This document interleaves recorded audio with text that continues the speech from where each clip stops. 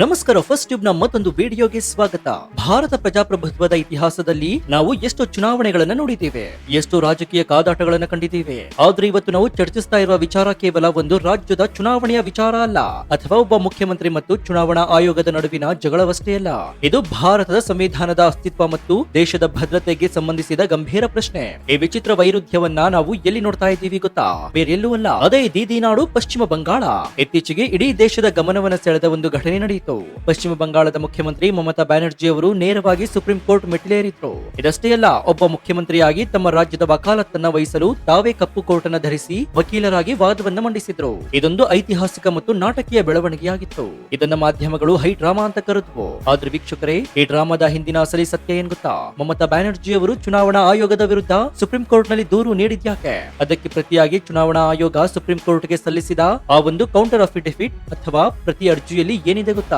Affidavit ನಲ್ಲಿ ಇರುವಂತಹ ಅಂಶಗಳನ್ನ ನೋಡಿದ್ರೆ ಎಂಥವರ ಎದೆಯಲ್ಲೂ ಕೂಡ ನಡಕ ಶುರುವಾಗುತ್ತೆ. ಚುನಾವಣಾ ಆಯೋಗ ಸುಪ್ರೀಂ ಕೋರ್ಟ್ ಮುಂದೆ ಬಿಚ್ಚಿಟ್ಟಿರುವ ಸಾಕ್ಷ್ಯಗಳು ಪಶ್ಚಿಮ ಬಂಗಾಳದಲ್ಲಿ ಪ್ರಜಾಪ್ರಭುತ್ವದ ಹೆಸರಲ್ಲಿ ನಡೀತಾ ಇರುವ ಗೂಂಡಾರಾಜ್ ಅಥವಾ ಜಂಗಲ್ ರಾಜ್ ಹೇಗೆ ನಡೀತಾ ಇದೆ ಎಂಬುದಕ್ಕೆ ಜ್ವಲಂತ ಸಾಕ್ಷಿಯಾಗಿದೆ. ಅಧಿಕಾರಿಗಳ ಜೀವಕ್ಕೆ ಬೆದರಿಕೆ, ಕಚೇರಿಗಳ ಧ್ವಂಸ, ಕೋಟ್ಯಾಂತರ ನುಸುಳುಕೋರರ ರಕ್ಷಣೆ, ಇವೆಲ್ಲವೂ ಆ ಅಫಿಡವಿಟ್ ನಲ್ಲಿ ಇದೆ. ಹಾಗಾದ್ರೆ ಸುಪ್ರೀಂ ಕೋರ್ಟ್ ಅಂಗಳದಲ್ಲಿ ನಡೆದ ಆ ರೋಚಕ ವಾದ ಪ್ರತಿವಾದಗಳು, ಚುನಾವಣಾ ಆಯೋಗದ ಬಳಿ ಇರುವಂತಹ ಖತರ್ನಾಕ್ ಸಾಕ್ಷ್ಯಗಳು, ಪಶ್ಚಿಮ ಬಂಗಾಳದ ಭವಿಷ್ಯ ಏನಾಗಲಿದೆ ಎಂಬುದನ್ನ ಎಳೆಯಾಗಿ ಬಿಚ್ಚಿಡ್ತೀವಿ. ಸೊ ವಿಡಿಯೋವನ್ನ ಶುರು ಮಾಡೋದಕ್ಕೂ ಮುನ್ನ, ಒಂದು ರಾಜ್ಯದ ಮುಖ್ಯಮಂತ್ರಿಯಾಗಿ ಮಮತಾ ಬ್ಯಾನರ್ಜಿ ಅವರು ಮಾಡ್ತಾ ಇರೋದು ಸರಿನಾ ತಪ್ಪಾ? ನಿಮ್ಗೆ ಏನ್ಸುತ್ತೆ ಅಂತ ಕಮೆಂಟ್ ಮಾಡಿ, ಹಾಗೂ ವಿಡಿಯೋಗೆ ಲೈಕ್ ಕೊಡಿ. ಜೊತೆಗೆ ಇಡೀ ಪಶ್ಚಿಮ ಬಂಗಾಳ ಬಿಜೆಪಿ ತೆಕ್ಕೆಗೆ ಹೋಗ್ಬೇಕಾ, ಪ್ರಧಾನಿ ನರೇಂದ್ರ ಮೋದಿ ಅವರ ಕೈ ಸೇರ್ಬೇಕಾ? ನಿಮ್ಗೆ ಏನ್ಸುತ್ತೆ ಅಂತ ಕಮೆಂಟ್ ಮಾಡಿ.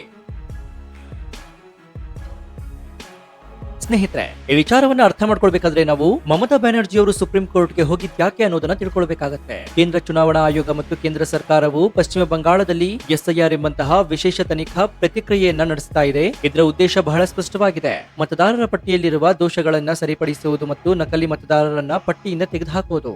ಆದ್ರೆ ಮಮತಾ ಬ್ಯಾನರ್ಜಿ ಅವರ ವಾದವೇ ಬೇರೆ. ಅವರು ಸುಪ್ರೀಂ ಕೋರ್ಟ್ ಮುಖ್ಯ ನ್ಯಾಯಮೂರ್ತಿಗಳಿಗೆ ನೇರವಾಗಿ ಅರ್ಜಿಯನ್ನು ಸಲ್ಲಿಸಿ, ಈ ಎಸ್ಐಆರ್ ಪ್ರಕ್ರಿಯೆಯು ಅಸಂವಿಧಾನಿಕ, ಚುನಾವಣಾ ಆಯೋಗವು ಹೊರಗಿನಿಂದ ಮೈಕ್ರೋ ಅಬ್ಸರ್ವರ್ ಗಳನ್ನ ಕರೆತಂದು ನಮ್ಮ ರಾಜ್ಯದ ಮೇಲೆ ಹೇರ್ತಾ ಇದೆ. ಇವರು ನಮ್ಮ ನೈಜ ಮತದಾರರ ಹೆಸರುಗಳನ್ನ ಸುಳ್ಳು ಕಾರಣ ನೀಡಿ ಡಿಲೀಟ್ ಮಾಡ್ತಾ ಇದ್ದಾರೆ. ಇದು ನರೇಂದ್ರ ಮೋದಿ ಸರ್ಕಾರ ಮತ್ತು ಚುನಾವಣಾ ಆಯೋಗದ ಒಳ ಒಪ್ಪಂದ ಅಂತ ಗಂಭೀರ ಆರೋಪ ಕೂಡ ಬಂದಿದೆ. ಇಲ್ಲಿ ಗಮನಿಸಬೇಕಾಗಿರೋ ಸ್ವಾರಸ್ಯಕರ ಸಂಗತಿ ಏನಂದ್ರೆ, ಸಾಮಾನ್ಯವಾಗಿ ಒಂದು ರಾಜ್ಯ ಸರ್ಕಾರ ತಕರಾರು ಇದ್ದಾಗ ಆ ರಾಜ್ಯದ ಅಡ್ವೊಕೇಟ್ ಜನರಲ್ ಅಥವಾ ದೇಶದ ಹಿರಿಯ ವಕೀಲರು ಸುಪ್ರೀಂ ಕೋರ್ಟ್ ನಲ್ಲಿ ವಾದವನ್ನ ಮಂಡಿಸ್ತಾರೆ. ಆದ್ರೆ ಮಮತಾ ಬ್ಯಾನರ್ಜಿ ಹಾಗೆ ಮಾಡಲಿಲ್ಲ. ತಾವೇ ಖುದ್ದು ವಕೀಲರ ಗೌನ್ ಅನ್ನ ಧರಿಸಿ ಕೋರ್ಟ್ ಹಾಲ್ ಗೆ ನುಗ್ಗಿದ್ರು.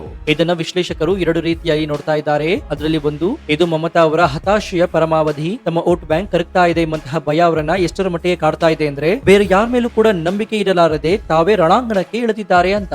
ಇನ್ನು ಎರಡನೆಯದು ಏನಂದ್ರೆ, ಇದೊಂದು ಪಕ್ಕಾ ರಾಜಕೀಯ ಗಿಮಿಕ್. ಹಿಂದೆ ಕಾಲಿಗೆ ಪೆಟ್ ಮಾಡಿಕೊಂಡು ವೀಲ್ ಚೇರ್ ಮೇಲೆ ಕುಳಿತು ಚುನಾವಣೆಯನ್ನ ಗೆದ್ದಂತೆ ಈಗ ನಾನೊಬ್ಬ ಒಂಟಿ ಹೋರಾಟಗಾರ್ತಿ ಅಂತ ಬಿಂಬಿಸಿಕೊಳ್ಳಲು ಕೋರ್ಟ್ ಮೆಟ್ಟಿಲೇರಿದ್ದಾರೆ. ಬಿಜೆಪಿ ಇದನ್ನ ಛದ್ಮವೇಷದ ನಾಟಕ ಅಂತ ಕಟುವಾಗಿ ಟೀಕಿಸಿದೆ. ಸಂವಿಧಾನದ ಮೇಲೆ ಅವರಿಗೆ ಗೌರವವಿದ್ರೆ ಸಂವಿಧಾನಾತ್ಮಕ ಸಂಸ್ಥೆಗಳ ಚುನಾವಣಾ ಆಯೋಗಕ್ಕೆ ಸಹಕರಿಸಬೇಕಾಗಿತ್ತು. ಅದನ್ನ ಬಿಟ್ಟು ಕೋರ್ಟ್ ನಲ್ಲಿ ಡ್ರಾಮಾ ಮಾಡೋದಲ್ಲ ಅಂತ ವಿರೋಧ ಪಕ್ಷಗಳು ವಾದ ಮಾಡ್ತಾ ಇವೆ. ಇನ್ನು ಮಮತಾ ಅವರ ವಾದ ಏನೇ ಇರಲಿ, ಸುಪ್ರೀಂ ಕೋರ್ಟ್ ಈ ಅರ್ಜಿಯನ್ನು ಪುರಸ್ಕರಿಸಿ ಚುನಾವಣಾ ಆಯೋಗಕ್ಕೆ ನೋಟಿಸ್ ಅನ್ನ ಜಾರಿ ಮಾಡಿತು. ಪಶ್ಚಿಮ ಬಂಗಾಳದ ಸಿಎಂ ಮಾಡ್ತಾ ಇರುವ ಆರೋಪಗಳಿಗೆ ನಿಮ್ಮ ಉತ್ತರವೇನು? ನೀವು ಯಾಕೆ ಅಲ್ಲಿ ಮೈಕ್ರೋ ಅಬ್ಸರ್ವರ್ ಗಳನ್ನ ನೇಮಿಸಿದ್ದೀರಿ ಅಂತ ಪ್ರಶ್ನಿಸಿತು.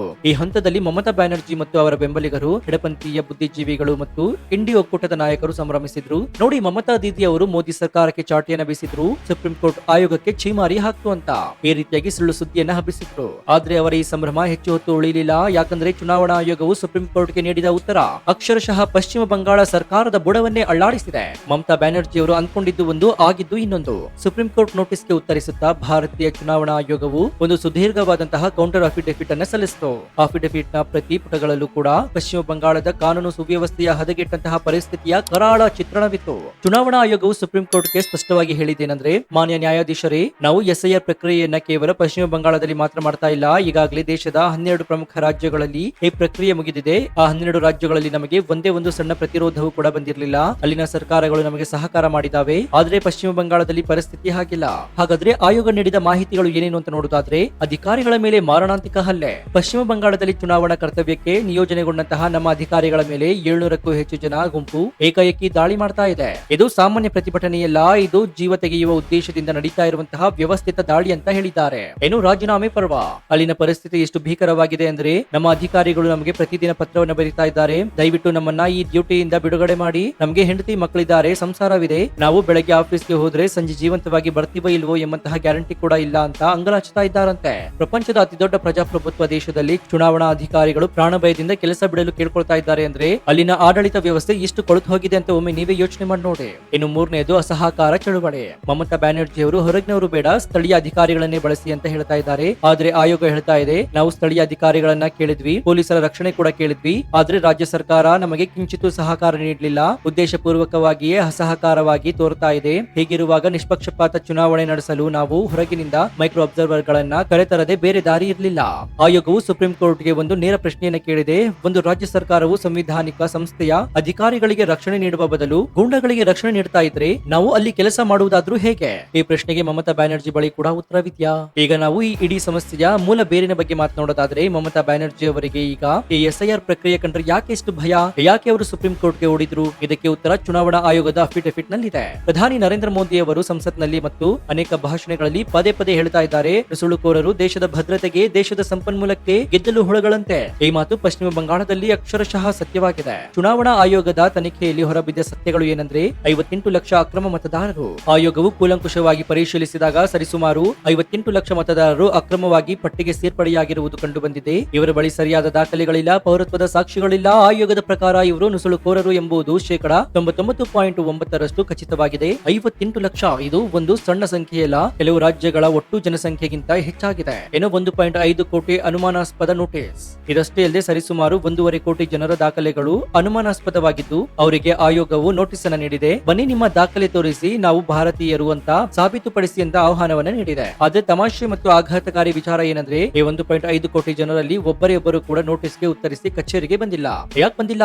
ಲಾಜಿಕ್ ಸಿಂಪಲ್ ಆಗಿದೆ. ಅವರ ಹತ್ರ ಸತ್ಯ ಇದ್ದಿದ್ದರೆ, ಅವರು ನಿಜವಾದ ಭಾರತೀಯ ಪ್ರಜೆಗಳೇ ಆಗಿದ್ರೆ ಇದು ಯುಬ್ಬಿಸಿಕೊಂಡು ಬಂದು ದಾಖಲೆಯನ್ನ ತೋರಿಸಿ ಹೋಗ್ತಾ ಇದ್ರು. ಅವರು ಬರ್ತಾ ಇಲ್ಲ ಅಂದ್ರೆ ಏನರ್ಥ? ಅವರು ಅಕ್ರಮವಾಗಿ ನೆಲೆಸಿರುವ ಬಾಂಗ್ಲಾದೇಶಿ ನುಸುಳುಕೋರರು ಅಥವಾ ರೋಹಿಂಗ್ಯಾ ಮುಸ್ಲಿಮರೇ ಇರಬಹುದು. ಇವರೇ ಮಮತಾ ಬ್ಯಾನರ್ಜಿ ಅವರ ಅಧಿಕಾರದ ಆಧಾರ ಸ್ತಂಭಗಳು. ಈ ಅಕ್ರಮ ವೋಟ್ ಬ್ಯಾಂಕ್ ಎಲ್ಲಿ ಕೈತಪ್ಪಿ ಹೋಗುತ್ತೆಯೋ ಎಂಬಂತಹ ಭಯವೇ ಮಮತಾ ಬ್ಯಾನರ್ಜಿ ಅವರನ್ನ ಕೋರ್ಟ್ ಮೆಟ್ಟಿಲೇರುವಂತೆ ಮಾಡಿದೆ. ದೇಶದ ಭದ್ರತೆಗಿಂತ ಅವರಿಗೆ ತಮ್ಮ ಕುರ್ಚಿ ಮುಖ್ಯವಾಯ್ತಾ? ಇನ್ನು ಬಂಗಾಳದಲ್ಲಿ ಕಾನೂನು ಸುವ್ಯವಸ್ಥೆ ಚೆನ್ನಾಗಿದೆ ಅಂತ TMC ನಾಯಕರು ಹೇಳ್ತಾ ಇದ್ದಾರೆ. ಆದ್ರೆ ಚುನಾವಣಾ ಆಯೋಗ ಸುಪ್ರೀಂ ಕೋರ್ಟ್ಗೆ ನೀಡಿದ ದಿನಾಂಕವಾರು ಸಾಕ್ಷ್ಯಗಳು ಬೇರೆಯದ್ದೇ ಕಥೆಯನ್ನ ಹೇಳ್ತಾ ಇವೆ. ಆಯೋಗವು ಸುಮ್ಮನೆ ಆರೋಪವನ್ನ ಮಾಡಿಲ್ಲ, ದಿನಾಂಕ, ಸಮಯ ಮತ್ತು ಸ್ಥಳದ ಸಮೇತ ವರದಿಯನ್ನ ನೀಡಿದೆ. ಈ ಘಟನೆಗಳ ಲಿಸ್ಟ್ ಅನ್ನು ಕೇಳಿದ್ರೆ ನೀವು ಕೂಡ ಶಾಕ್ ಆಗ್ತೀರಾ. ಜನವರಿ 24, 2025 ಚುನಾವಣಾ ಆಯೋಗದ ಕಚೇರಿಯಲ್ಲಿ ಅಧಿಕಾರಿಗಳು ಕೆಲಸ ಮಾಡ್ತಾ ಇರ್ತಾರೆ. ಹೊರಗಿನಿಂದ ಬಂದಂತಹ ಒಂದು ದೊಡ್ಡ ಗುಂಪು ಕಚೇರಿಯ ಮುಖ್ಯ ದ್ವಾರಕ್ಕೆ ಬೀಗ ಹಾಕುತ್ತೆ. ಒಳಗೆ ಅಧಿಕಾರಿಗಳಿರುವಾಗಲೇ ಕಚೇರಿಗೆ ಬೆಂಕಿ ಹಚ್ಚಲು ಪ್ರಯತ್ನಿಸಲಾಗುತ್ತೆ. ಊಹಿಸಿ ಆ ಅಧಿಕಾರಿಗಳ ಮನಸ್ಥಿತಿ ಹೇಗಾಗಿರಬಹುದು ಅಂತ. ಏನು ಜನವರಿ 14, 2026 ಸ್ವತಃ ಮುಖ್ಯಮಂತ್ರಿ ಮಮತಾ ಬ್ಯಾನರ್ಜಿ ಅವರೇ ಬಹಿರಂಗ ಸಭೆಯಲ್ಲಿ ಪ್ರಚೋದನಕಾರಿ ಭಾಷಣವನ್ನ ಮಾಡ್ತಾರೆ. ಜನರ ಭಾವನೆಯನ್ನ ಕೆರಳಿಸಿ ಆಯೋಗದ ವಿರುದ್ಧ ತಿರುಗಿ ಬೀಳುವಂತೆ ಮಾಡ್ತಾರೆ. ಇನ್ನು TMC ನಾಯಕರ ಬೆದರಿಕೆ. ಒಬ್ಬ ಜವಾಬ್ದಾರಿಯುತ ಸ್ಥಾನದಲ್ಲಿರುವ TMC ನಾಯಕ ಬಹಿರಂಗವಾಗಿಯೇ ಮೈಕ್ ನಲ್ಲಿ ಕೂಗ್ತಾನೆ, ಚುನಾವಣಾ ಆಯೋಗದ ಅಧಿಕಾರಿಗಳು ಬಂದ್ರೆ ಅವರ ಕಾಲ್ಗಳನ್ನ ಮುರಿತೀವಿ, ಬಂಗಾಳದಲ್ಲಿ ಬೆಂಕಿ ಹಚ್ತೀವಿ ಅಂತ. ಇದು ಕೇವಲ ಬೆದರಿಕೆಯಲ್ಲ, ಇದು ದೇಶದ ಒಕ್ಕೂಟ ವ್ಯವಸ್ಥೆಗೆ ಹಾಕಿದ ಸವಾಲು. ಇಲ್ಲಿ ಇನ್ನೊಂದು ಆಘಾತಕಾರಿ ವಿಚಾರ ಕೂಡ ಇದೆ. ಇಷ್ಟೆಲ್ಲ ಹಿಂಸಾಚಾರ ನಡೆದ್ರು ಕೂಡ, ಕಚೇರಿನ ಧ್ವಂಸ ಮಾಡಿದ್ರು ಕೂಡ, ಅಧಿಕಾರಿಗಳ ಮೇಲೆ ಹಲ್ಲೆ ಮಾಡಿದ್ರು ಕೂಡ ಪಶ್ಚಿಮ ಬಂಗಾಳ ಸರ್ಕಾರ ಅಥವಾ ಅಲ್ಲಿನ ಪೊಲೀಸ್ ಇಲಾಖೆ ದಾಳಿಕೋರರ ವಿರುದ್ಧ ಒಂದೇ ಒಂದು FIR ಅನ್ನ ದಾಖಲಿಸಿಲ್ಲ. ಅಧಿಕಾರಿಗಳು ಬಂದು ದೂರು ಕೊಟ್ಟರು ಕೂಡ FIR ಆಗ್ತಾ ಇಲ್ಲ ಅಂದ್ರೆ ಪೊಲೀಸರು ಯಾರ ನಿಯಂತ್ರಣದಲ್ಲಿದ್ದಾರೆ? ಇದು ಸರ್ಕಾರಿ ಪ್ರಾಯೋಜಿತ ಗೂಂಡಾಗಿರಿ ಅಲ್ವಾ? ಇನ್ನು ಗೃಹ ಸಚಿವ ಅಮಿತ್ ಶಾ ಅವರು ಬಂಗಾಳಕ್ಕೆ ಹೋದಾಗ ಅವರನ್ನ ಹೋಟೆಲ್ ನಿಂದ ಹೊರಗೆ ಬರಲು ಬಿಡದಂತಹ ಪರಿಸ್ಥಿತಿ ನಿರ್ಮಾಣವಾಗಿತ್ತು ಅಂತ ಸ್ವತಃ ಆಯೋಗ ಉಲ್ಲೇಖಿಸಿದೆ. ದೇಶದ ಗೃಹ ಮಂತ್ರಿಗೆ ರಕ್ಷಣೆ ಇಲ್ಲದ ರಾಜ್ಯದಲ್ಲಿ ಸಾಮಾನ್ಯ ಚುನಾವಣಾ ಅಧಿಕಾರಿಗಳ ಪಾಡೇನು? ಇನ್ನು ಒಟ್ಟಾರೆಯಾಗಿ ಈಗ ಚೆಂಡು ಸುಪ್ರೀಂ ಕೋರ್ಟ್ ಅಂಗಳದಲ್ಲಿದೆ. ಮಮತಾ ಬ್ಯಾನರ್ಜಿ ಅವರು ಅಂದ್ಕೊಂಡಿದ್ದು ಸುಪ್ರೀಂ ಕೋರ್ಟ್ಗೆ ಹೋದ್ರೆ ನಮಗೆ ಜಯ ಸಿಗುತ್ತೆ, SIR ನಿಲ್ಲಿಸಬಹುದು ಅಂತ. ಆದ್ರೆ ಚುನಾವಣಾ ಆಯೋಗದ ಈ ಖತರ್ನಾಕ್ ಸಾಕ್ಷ್ಯಗಳು ಮತ್ತು ಮಮತಾ ಬ್ಯಾನರ್ಜಿ ಅವರ ತಂತ್ರವನ್ನೇ ತಿರುಗುಬಾಣವನ್ನಾಗಿ ಮಾಡಿದೆ. ಚುನಾವಣಾ ಆಯೋಗ ಹೇಳ್ತಾ ಇದೆ, ನಮಗೆ ಕೆಲಸ ಮಾಡಲು ಬಿಡಿ, ಸಂವಿಧಾನವನ್ನ ಪಾಲಿಸಲು ಬಿಡಿ. ಮಮತಾ ಬ್ಯಾನರ್ಜಿ ಅವರು ಹೇಳ್ತಾ ಇದ್ದಾರೆ, ಇದು ನಮ್ಮ ರಾಜ್ಯದ ಹಕ್ಕು, ನೀವು ಮಧ್ಯ ಪ್ರವೇಶಿಸಬೇಡಿ ಅಂತ. ಆದ್ರೆ ಸುಪ್ರೀಂ ಕೋರ್ಟ್ ಈಗಾಗಲೇ ಹಿಂದಿನ ತೀರ್ಪುಗಳಲ್ಲಿ ಸ್ಪಷ್ಟನೆ ಮಾಡಿದೆ, ಚುನಾವಣಾ ಪ್ರಕ್ರಿಯೆ ಪಾರದರ್ಶಕವಾಗಿರಬೇಕು, ಅದರಲ್ಲಿ ಅಕ್ರಮಕ್ಕೆ ಅವಕಾಶವಿಲ್ಲ.